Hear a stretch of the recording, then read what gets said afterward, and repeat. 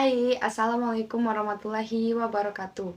Perkenalkan, nama saya Septiani Tambang Kurnia dari Prodi Sarjana Terapan Keperawatan Daners. Nah, di sini saya akan menjelaskan lagi tentang keperawatan jiwa, yaitu tentang konsep teori dan konsep ASKEP atau asuhan keperawatan dari perilaku kekerasan. Jadi, perilaku kekerasan adalah salah satu bentuk terhadap stresor yang dihadapi oleh seseorang yang ditunjukkan dengan perilaku kekerasan, baik pada diri sendiri maupun orang lain dan lingkungan, baik juga secara verbal maupun nonverbal. Nah, perilaku kekerasan itu juga bentuk perilaku yang bertujuan untuk melukai seseorang secara fisik maupun psikologis.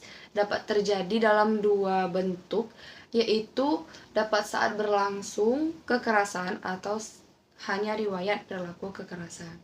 Nah, perilaku kekerasan merupakan respon maladaptif dari marah akibat tidak mampunya klien untuk mengatasi stresor lingkungan yang dialaminya. Nah, kemudian ada rentang respon marah dari perilaku kekerasan. Yang pertama itu ada asertif. Asertif adalah mengungkapkan marah tanpa menyakiti, melukai perasaan orang lain, atau tanpa merendahkan harga diri orang lain. Kemudian yang kedua ada frustasi, yaitu respon yang timbul akibat gagal mencapai tujuan atau keinginan. Kemudian pasif, pasif adalah respon di mana individu tidak mampu mengungkapkan perasaan yang dialaminya. Kemudian ada agresif, merupakan perilaku yang menyertai marah namun masih dapat dikontrol oleh individu. Kemudian ada amuk, amuk adalah rasa marah dan bermusuhan yang kuat disertai kehilangan kontrol diri. Kemudian ada faktor terjadinya perilaku kekerasan. Yang pertama itu ada faktor predisposisi, di mana faktor predisposisi ini ada psikoanalisis, yaitu merupakan hasil dari dorongan insting.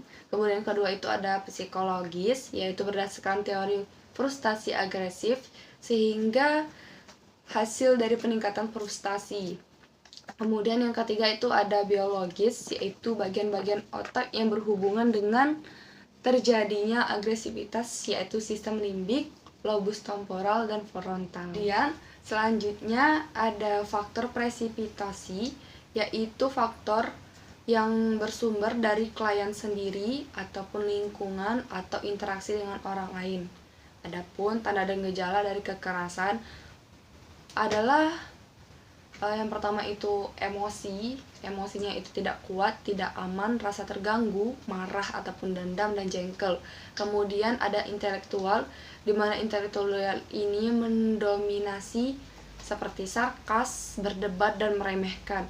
Kemudian pada bagian fisik juga muka tampak merah, pandangan tajam, nafas yang memendek, berkeringat, sakit fisik, penyalahgunaan zat, tekanan darah meningkat. Kemudian ada spiritual, di mana kebijakan atau kebenaran diri, keraguan, tidak bermoral, kebejatan, kreativitas yang terlambat. Kemudian pada sosial, yaitu pasien menarik diri, pengasingan, penolakan, kekerasan, ejekan, dan humor. Nah, kemudian ada beberapa penata laksanaan medis dari perilaku kekerasan. Yang pertama itu ada nozinan, yaitu sebagai pengontrol perilaku psikososial. Kemudian ada haloperidol, yaitu mengontrol psikosis dan perilaku merusak diri. Kemudian ada hexapenidil, yaitu mengontrol perilaku merusak diri dan menenangkan hiperaktivitas. Dan ada ECT, yaitu menenangkan klien bila mengarah kepada keadaan yang mengamuk. Kemudian selanjutnya ada konsep ASKEP, di mana konsep ASKEP seperti biasa. Yang pertama dimulai dari pengkajian.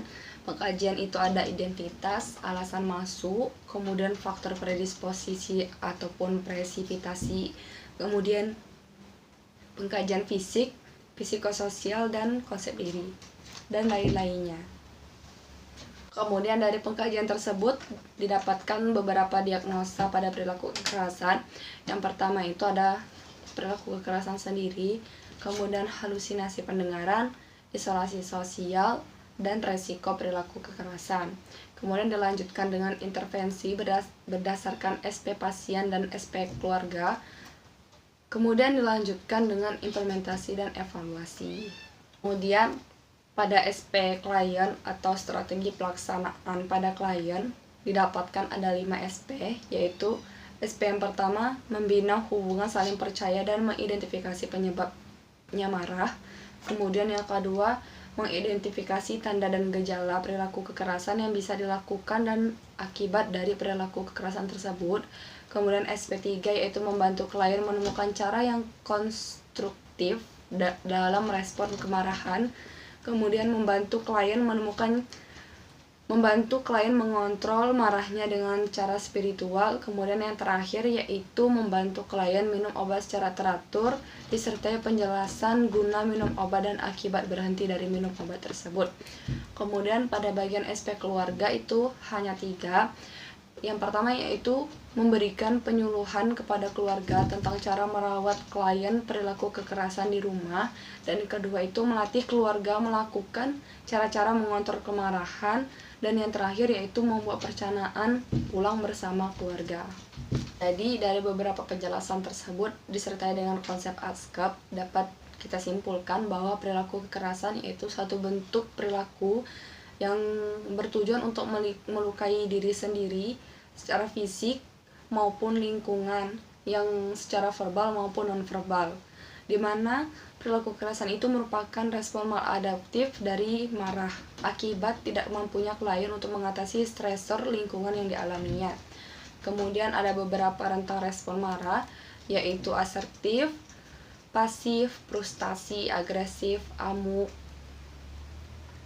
dan lain-lain. Kemudian ada faktor terjadinya perilaku kekerasan, yaitu dimulai dari faktor predisposisi dan faktor presipitasi. Kemudian pada konsep ASCAP itu hampir sama, ada pengkajian, kemudian ada beberapa diagnosa, yaitu yang pertama perilaku kekerasan, halusinasi pendengaran, isolasi sosial, dan resiko perilaku kekerasan. Kemudian intervensi berdasarkan SP atau SP strategi pelaksanaan pada pasien itu ada 5, dan pada keluarga itu ada 3. Baik, itulah yang dapat saya sampaikan mengenai penjelasan dari perilaku kekerasan, yaitu konsep teori dan konsep ASCAP. Semoga bermanfaat. Terima kasih. Wassalamualaikum warahmatullahi wabarakatuh.